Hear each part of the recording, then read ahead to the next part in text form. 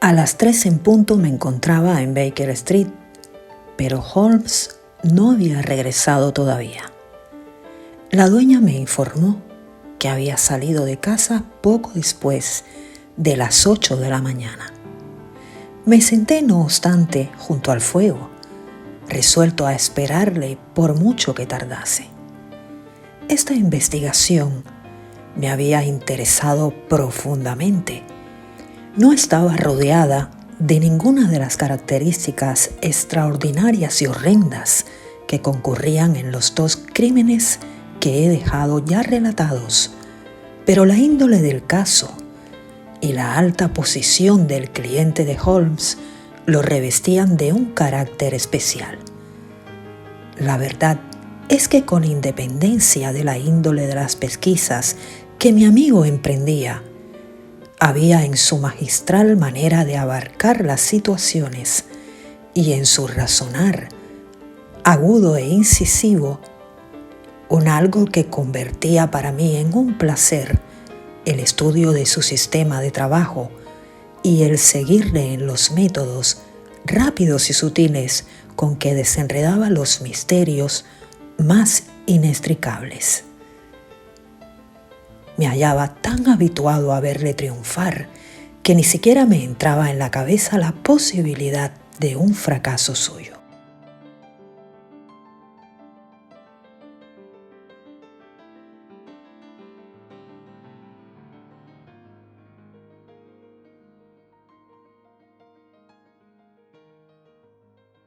Eran ya cerca de las 4 cuando se abrió la puerta y entró en la habitación un mozo de caballos, con aspecto de borracho, desasiado, de puntillas largas, cara abotagada y ropas indecorosas.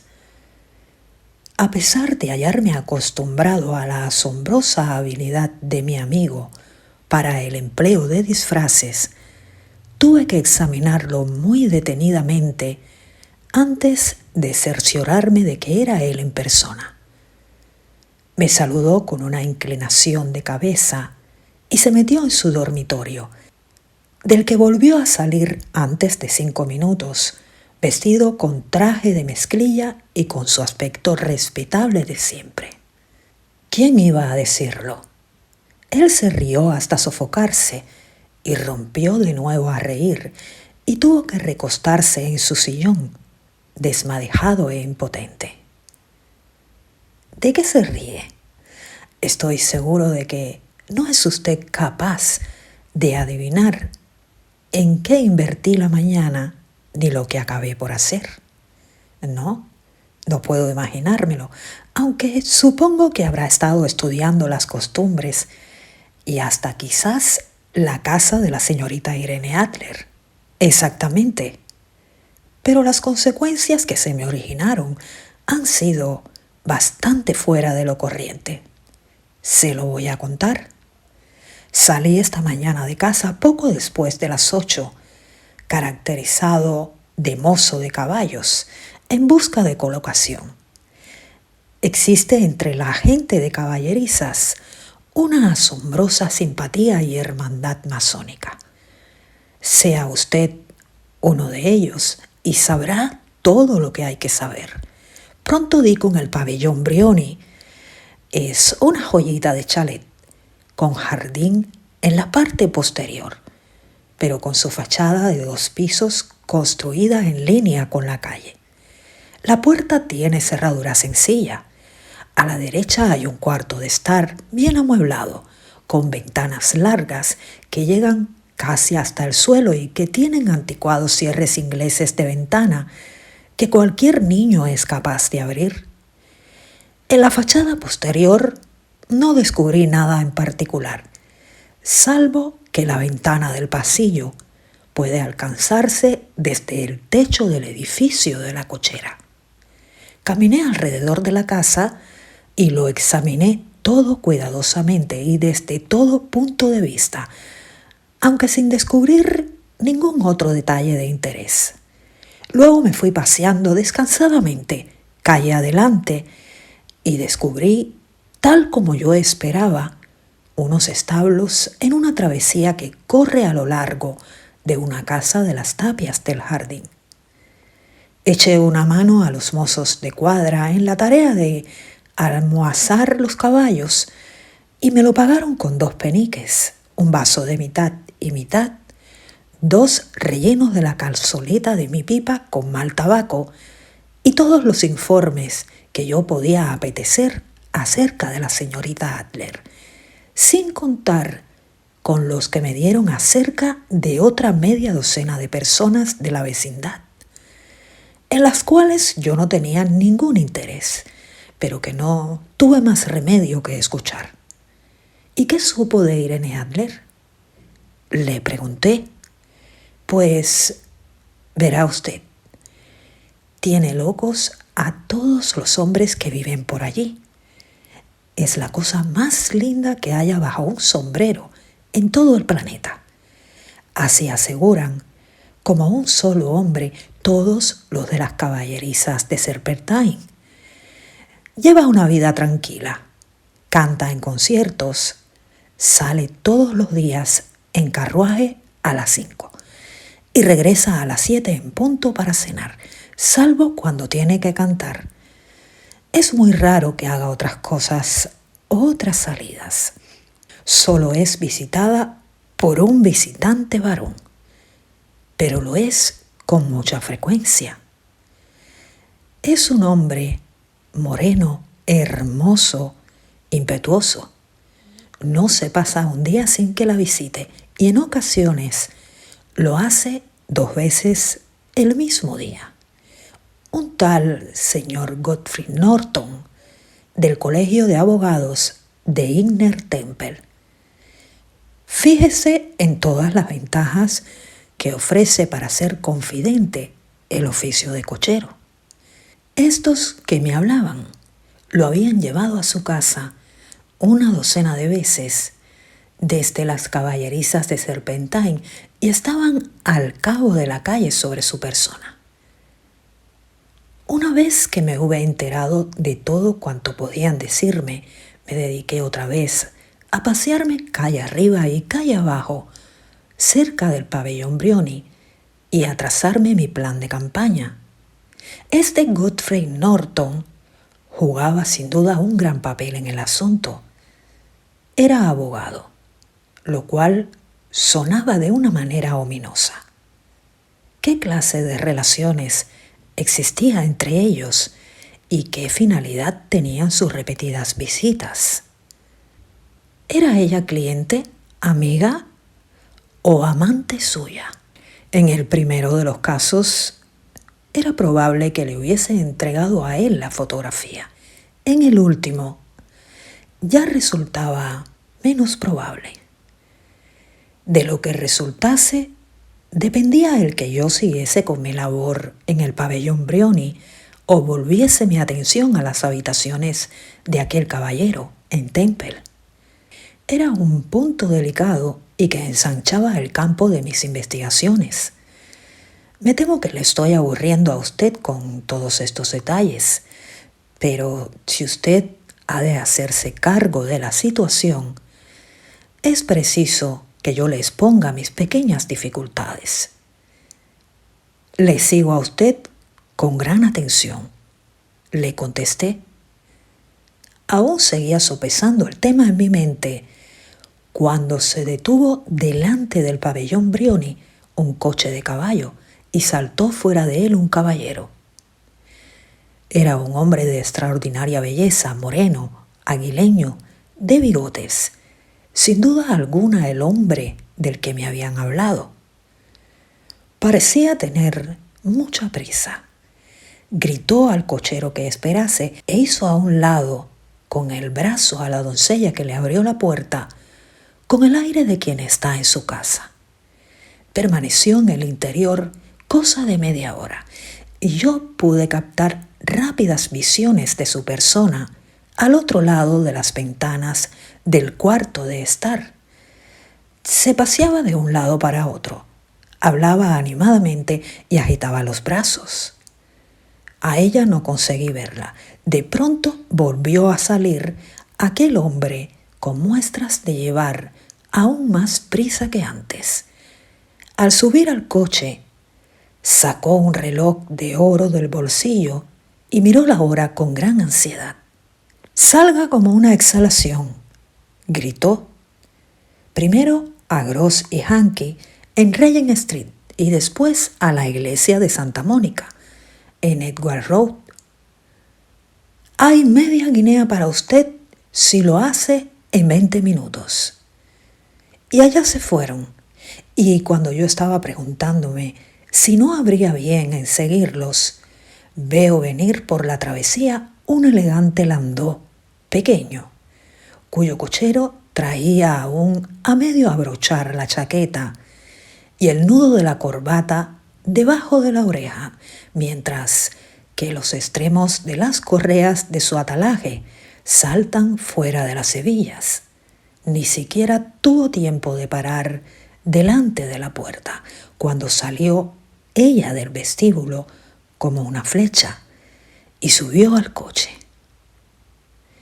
No hice sino verla un instante, pero me di cuenta de que era una mujer adorable, con una cara como para que un hombre se dejase matar por ella.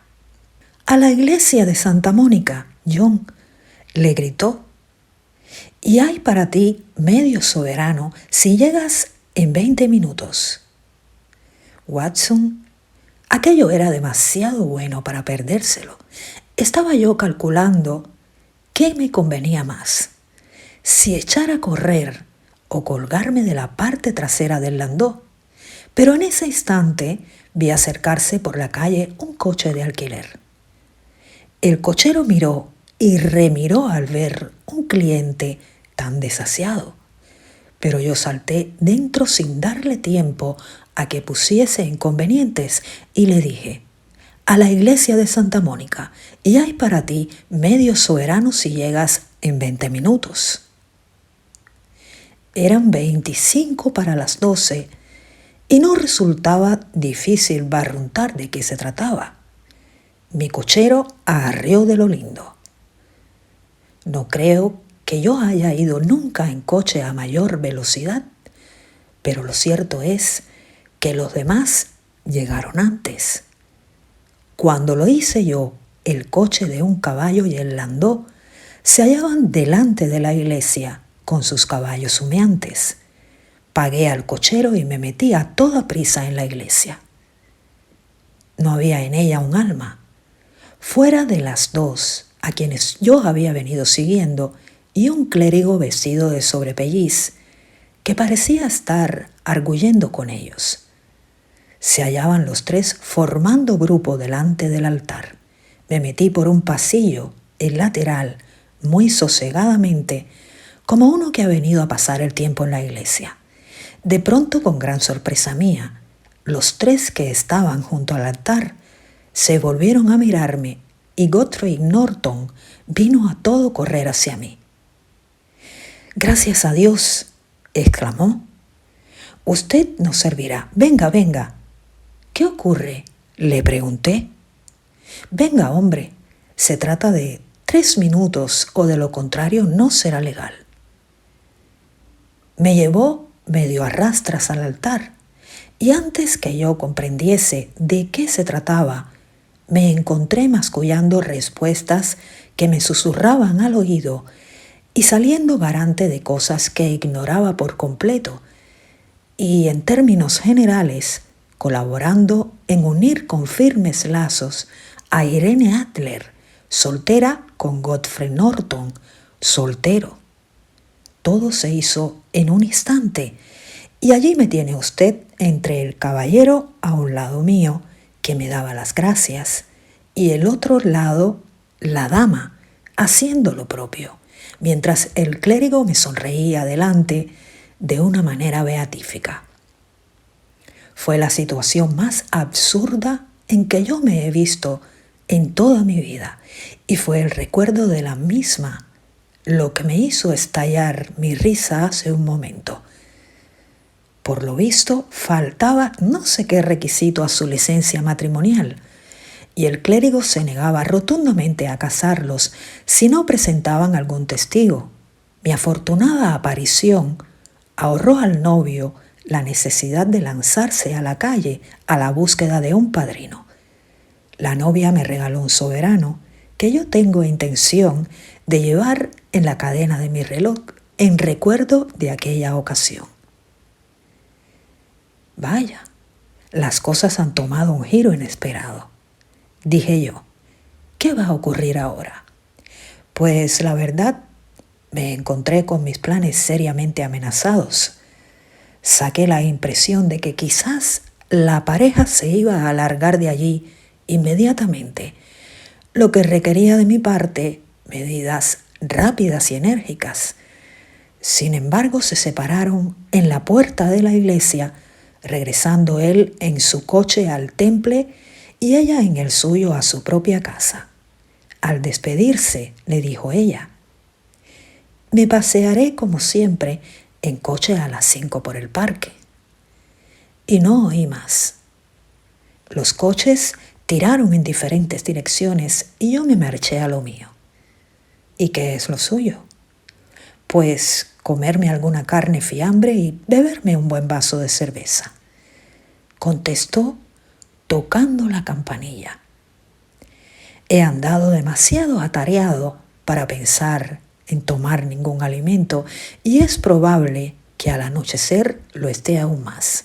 A propósito, doctor, me va a ser necesaria su cooperación. ¿No le importará faltar a la ley? Absolutamente. ¿Ni el ponerse en riesgo de que lo detengan? Pues no, si se trata de una buena causa. Oh, sí, la causa es excelente. Entonces, cuente conmigo. Estaba seguro de que podía contar con usted. Pero, ¿qué es lo que desea de mí? Se lo explicaré una vez que la señora Turner haya traído su bandeja.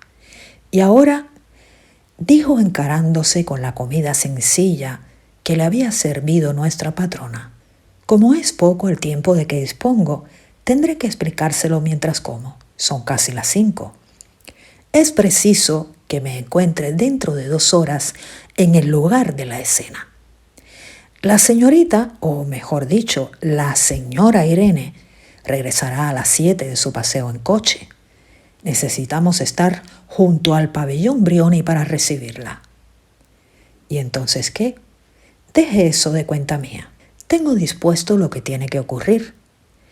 He de insistir tan solo en una cosa. Ocurra lo que ocurra, usted no debe intervenir, ¿me entiende? ¿Quiere decir que debo permanecer neutral? Sin hacer absolutamente nada. El final será que me tendrán que llevar al interior de la casa. 4 o 5 minutos más tarde, se abrirá la ventana del cuarto de estar.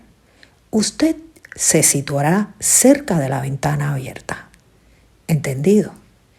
Estará atento a lo que yo haga, porque me situaré en un sitio visible para usted. ¿Entendido? Y cuando yo levante mi mano, así arrojará usted al interior de la habitación algo que yo le daré y al mismo tiempo dará usted la voz de fuego. ¿Va usted siguiéndome? Completamente. No se trata de nada muy terrible, dijo sacando del bolsillo un rollo largo de forma de cigarro. Es un cohete ordinario de humo de plomero, armado en sus 2 extremos con sendas cápsulas para que se encienda automáticamente. A eso se limita su papel. Cuando dé la voz de fuego, la repetirá a una cantidad de personas. Entonces puede usted marcharse hasta el extremo de la calle, donde yo iré a juntarme con usted al cabo de 10 minutos. ¿Me he explicado con claridad? Debo mantenerme neutral, acercarme a la ventana, estar atento a usted y en cuanto usted me haga una señal, arrojar al interior este objeto, dar la voz de fuego y esperarle en la esquina de la calle. Exactamente. Pues entonces confíe en mí. Magnífico. Pienso que quizás sea ya tiempo de que me caracterice para el nuevo papel que tengo que representar.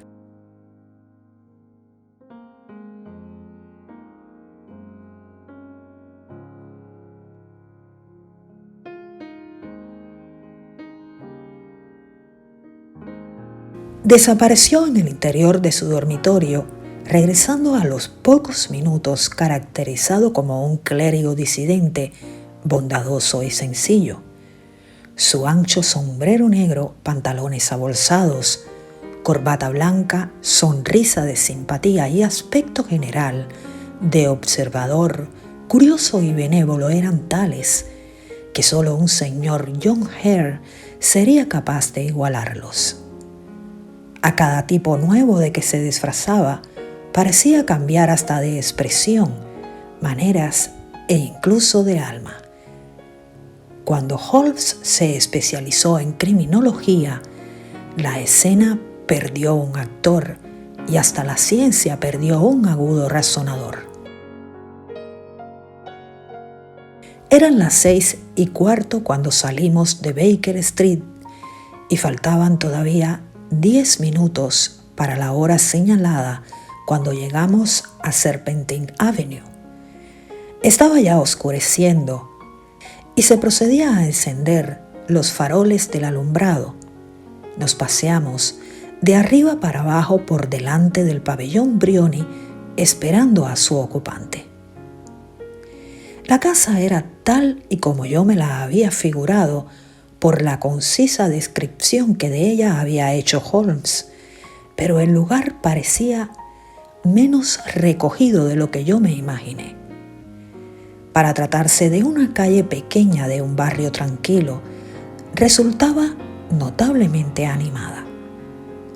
Había en una esquina un grupo de hombres mal vestidos que fumaban y se reían, 2 soldados de la guardia flirteando con una niñera, un afilador con su rueda y varios jóvenes bien trajeados que se paseaban tranquilamente con el cigarro en la boca.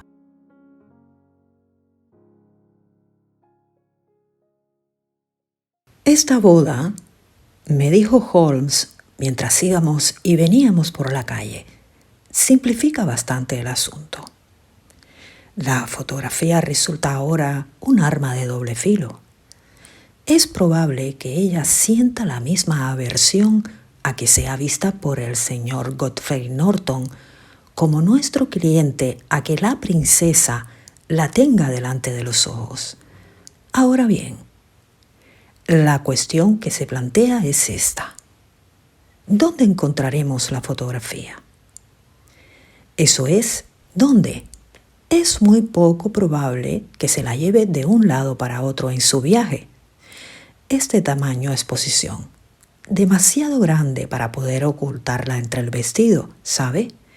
Además, que el rey es capaz de tenderle una celada y hacerla registrar y, en efecto, lo ha intentado un par de veces. Podemos, pues, dar por sentado que no la lleva consigo.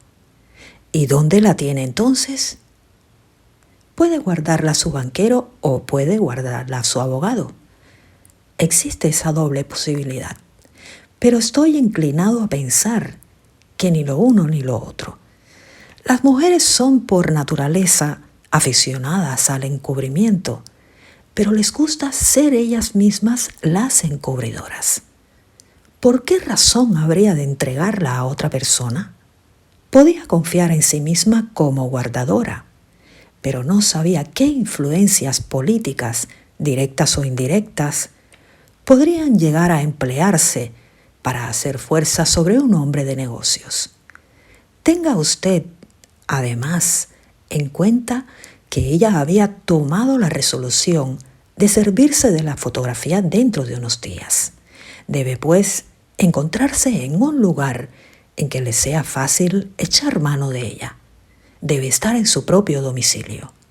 Pero la casa ha sido asaltada y registrada 2 veces. Bah, no supieron dónde registrar debidamente. ¿Y cómo lo hará usted? Yo no haré registros. ¿Y qué hará, pues? Haré que ella misma me indique el sitio. ¿Se negará? No, no podrá. pero ya oigo traqueteo de ruedas. Es su coche. Ea, tenga cuidado con cumplir mis órdenes al pie de la letra. Mientras él hablaba, aparecieron doblando la esquina de la avenida las luces laterales de un coche. Era este un bonito y pequeño landó que avanzó con estrépito hasta detenerse delante de la puerta del pabellón Brioni. Uno de los vagabundos echó a correr para abrir la puerta del coche y ganarse de ese modo una moneda, pero otro, que se había lanzado a hacer lo propio, lo apartó violentamente. Esto dio lugar a una furiosa riña que atizaron aún más los dos soldados de la guardia, que se pusieron de parte de uno de los dos vagabundos, y el afilador, que tomó con igual calor partido por el otro. Alguien dio un puñetazo y en un instante la dama, que se apeaba del coche, se vio en el centro de un pequeño grupo de hombres que reñían acaloradamente y que se acometían de una manera salvaje con puños y palos. Holmes se precipitó en medio del zafarrancho para proteger a la señora, pero en el instante mismo en que llegaba hasta ella, dejó escapar un grito y cayó al suelo con la cara convertida en un manantial de sangre. Al ver aquello, los soldados de la guardia pusieron pies en polvorosa por un lado y los vagabundos hicieron lo propio por el otro, mientras que cierto número de personas bien vestidas, que habían sido testigos de la trifulca, sin tomar parte en la misma, se apresuraron a acudir en ayuda de la señora y en socorro del herido. Irene Adler, seguiré llamándola por este nombre, se había apresurado a subir la escalinata de su casa, pero se detuvo en el escalón superior y se volvió para mirar a la calle, mientras su figura espléndida se dibujaba sobre el fondo de las luces del vestíbulo. ¿Es importante la herida de ese buen caballero?, preguntó. «¿Está muerto?», gritaron voces. No, aún vive», gritó otra. «Pero si se le lleva al hospital, fallecerá antes de que llegue».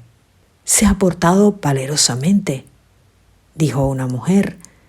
De no haber sido por él, se habrían llevado el bolso y el reloj de la señora. Formaban una cuadrilla, y de las violentas además. «Ah, miren cómo respira ahora. No se le puede dejar tirado en la calle. ¿Podemos entrarlo en casa, señora?» «Claro que sí. Éntrenlo al cuarto de estar, donde hay un cómodo sofá. Por aquí, por favor. Pase». Lenta y solemnemente fue metido en el pabellón Brioni y tendido en la habitación principal, mientras yo me limitaba a observarlo todo desde mi puesto junto a la ventana. Habían encendido las luces, pero no habían corrido las cortinas, de modo que veía a Holmes tendido en el sofá.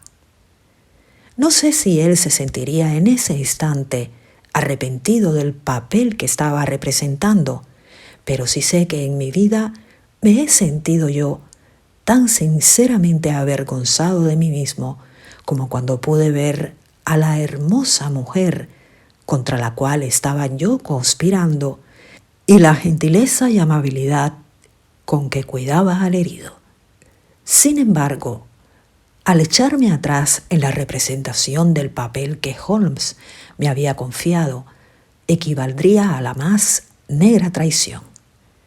Endurecí mi sensibilidad y saqué de debajo de mi amplio gabán el cohete de humo. Después de todo, pensé, no le causamos a ella ningún prejuicio. Lo único que hacemos es impedirle que ella se lo cause a otro. Holmes se había incorporado en el sofá y le vi que accionaba como si le faltase el aire. Una doncella corrió a la ventana y la abrió de par en par. En ese mismo instante le vi levantar la mano y como respuesta a esa señal arrojé al interior el cohete y di la voz de fuego. No bien salió la palabra de mi boca cuando toda la muchedumbre de espectadores, bien y mal vestidos, caballeros, mozos de cuadra y criadas de servir, lanzaron a coro un agudo grito de fuego. Se alzaron espesas nubes ondulantes de humo dentro de la habitación y salieron por la ventana al exterior.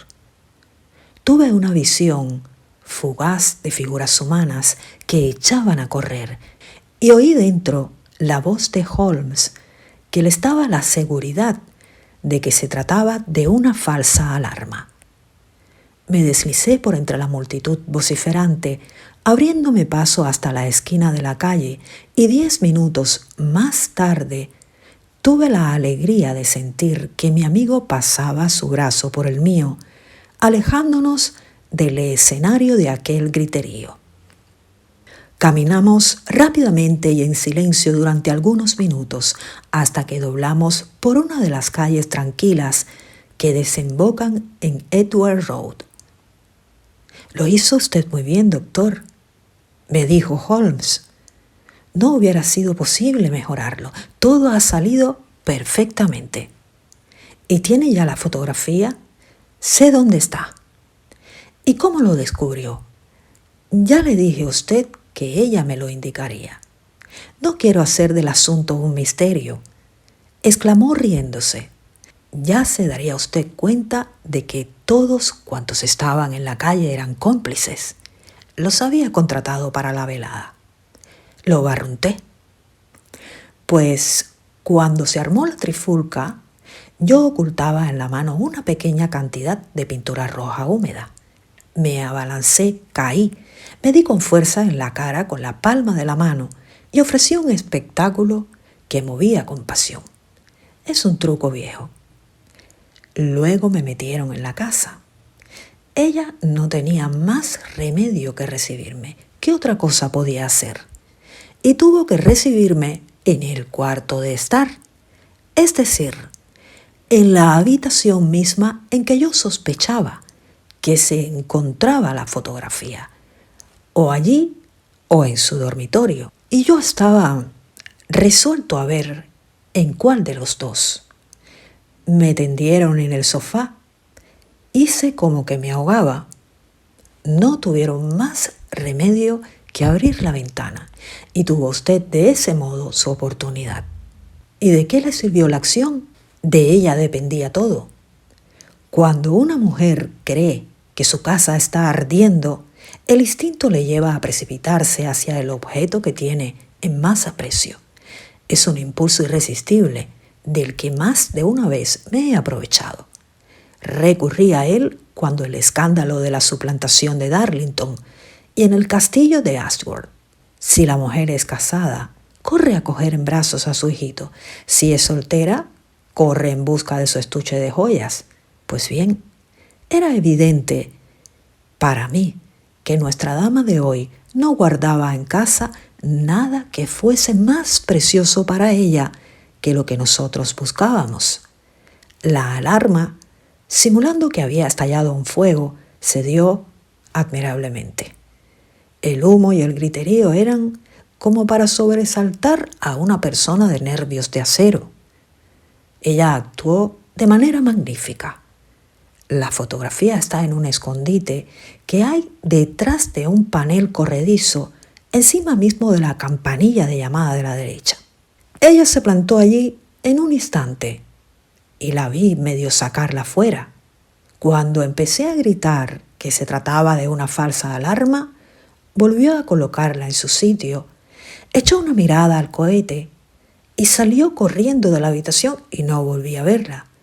Me puse en pie y dando toda clase de excusas, huí de la casa. Estuve dudando si apoderarme de la fotografía entonces mismo, pero el cochero había entrado en el cuarto de estar y no quitaba de mí sus ojos. Me pareció pues más seguro esperar. Con precipitarse demasiado, quizás se echase todo a perder. ¿Y ahora?, le pregunté. Nuestra investigación está prácticamente acabada. Mañana iré allí de visita con el rey y usted puede acompañarnos, si le agrada. Nos pasarán al cuarto de estar mientras avisan a la señora, pero es probable que cuando ella se presente no nos encuentre ni a nosotros ni a la fotografía. Quizás constituye para Su Majestad una satisfacción el recuperarla con sus propias manos. ¿A qué hora irán ustedes? A las 8 de la mañana. Ella no se habrá levantado todavía, de modo que tendremos el campo libre. Además, es preciso que actuemos con rapidez, porque quizás su matrimonio suponga un cambio completo en su vida y en sus costumbres. Habíamos llegado a Baker Street y nos habíamos detenido delante de la puerta.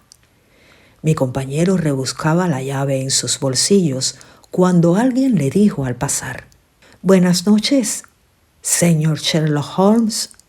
Había en ese instante en la acera varias personas, pero el saludo parecía proceder de un joven delgado que vestía ancho gabán y que se alejó rápidamente. «Holmes», dijo mirando con firmeza hacia la calle débilmente alumbrada. «Yo he oído esa voz antes. ¿Quién diablos ha podido ser?»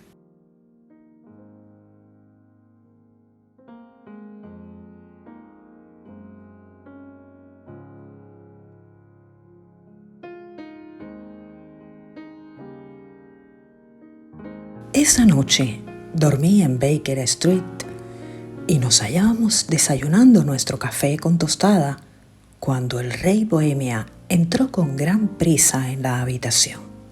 «¿De verdad que se apoderó usted de ella?», dijo agarrando a Sherlock Holmes por los dos hombros y clavándole en la cara una ansiosa mirada. «Todavía no, pero ¿confía en hacerlo?»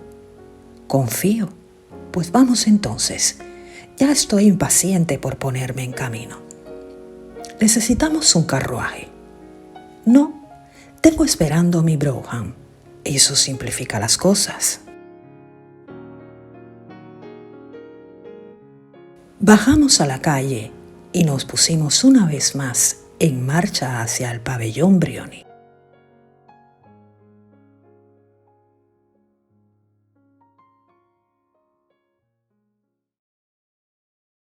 «Irene Adler se ha casado», hizo notar Holmes. «¿Que se ha casado? ¿Y cuándo?» «Ayer». «¿Y con quién?» «Con un abogado inglés de apellido Norton. Pero no es posible que esté enamorada de él. Yo tengo ciertas esperanzas de que lo esté». «¿Y por qué ha de esperarlo usted?» «Porque ello le ahorraría a Su Majestad todo temor de futuras molestias. Si esa dama está enamorada de su marido, ¿será que no lo está de Su Majestad? Si no ama a Su Majestad, no habrá motivo de que se entremeta en vuestros proyectos». «Eso es cierto». «Pues bien, ojalá que ella hubiese sido una mujer de mi misma posición social. ¿Qué gran reina habría podido ser?» El rey volvió a caer en un silencio ceñudo que nadie rompió hasta que nuestro coche se detuvo en la Serpentine Avenue. La puerta del pabellón Briony estaba abierta y vimos a una mujer anciana en lo alto de la escalinata.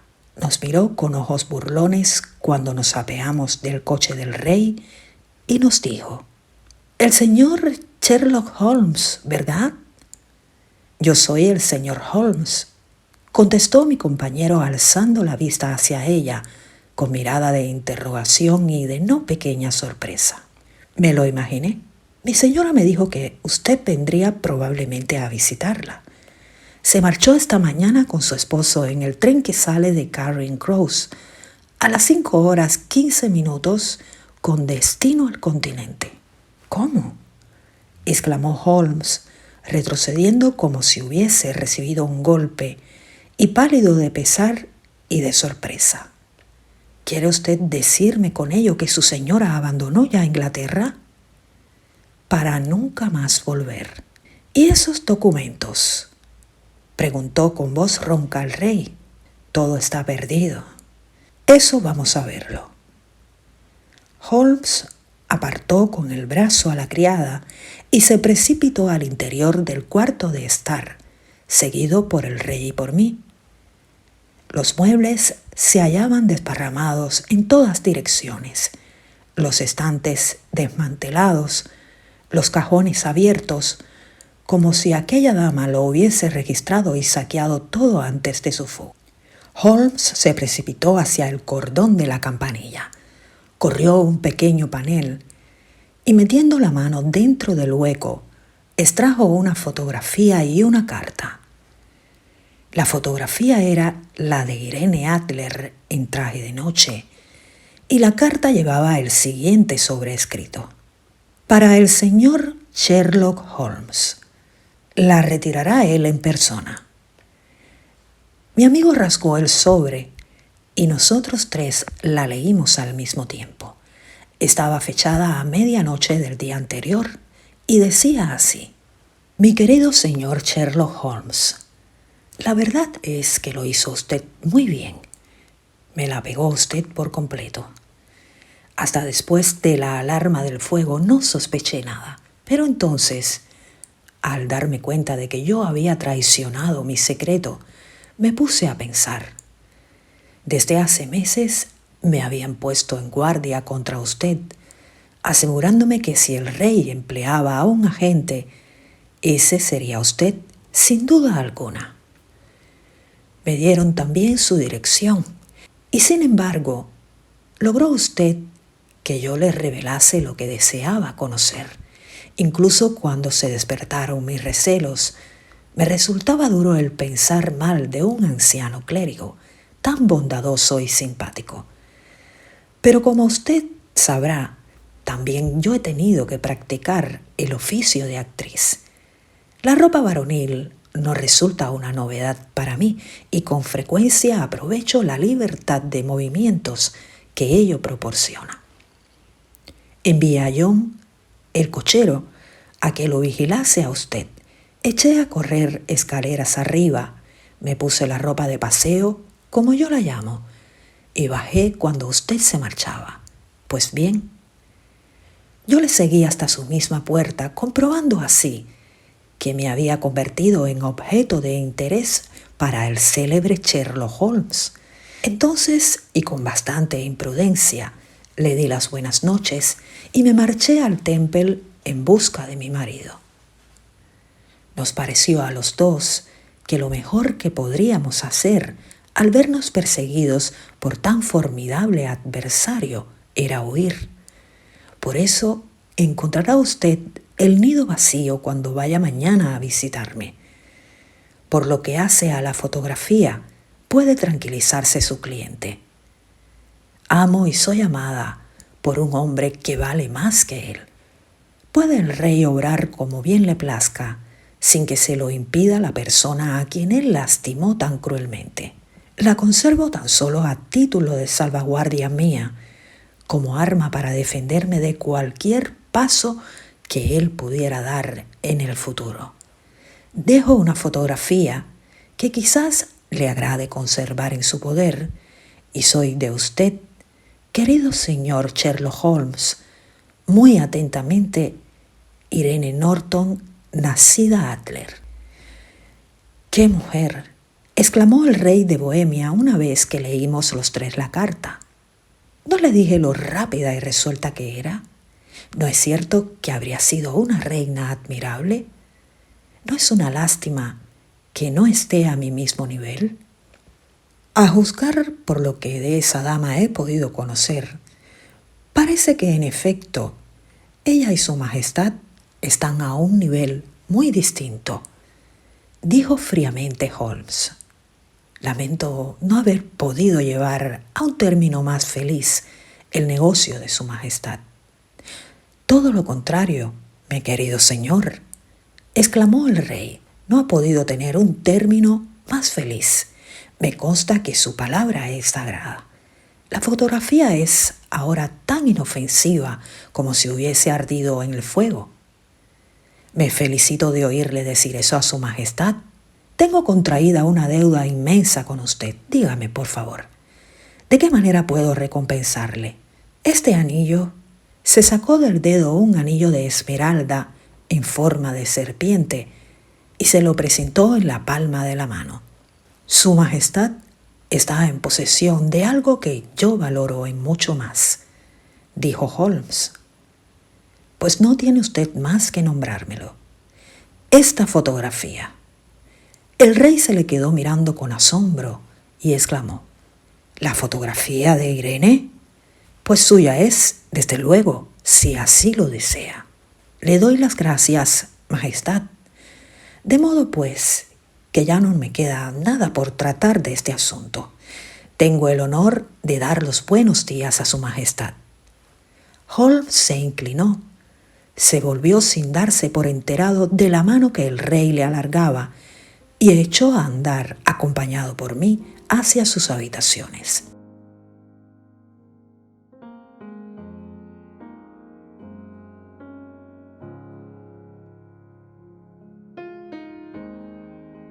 Y así fue como se cernió, amenazador, sobre el reino de Bohemia un gran escándalo, y como el ingenio de una mujer desbarató los planes mejor trazados de Sherlock Holmes. En otro tiempo, acostumbraba a bromear a propósito de la inteligencia de las mujeres, pero ya no le he vuelto a oír expresarse de ese modo en los últimos tiempos. Y siempre que habla de Irene Adler o cuando hace referencia a su fotografía, le da el honroso título de la mujer.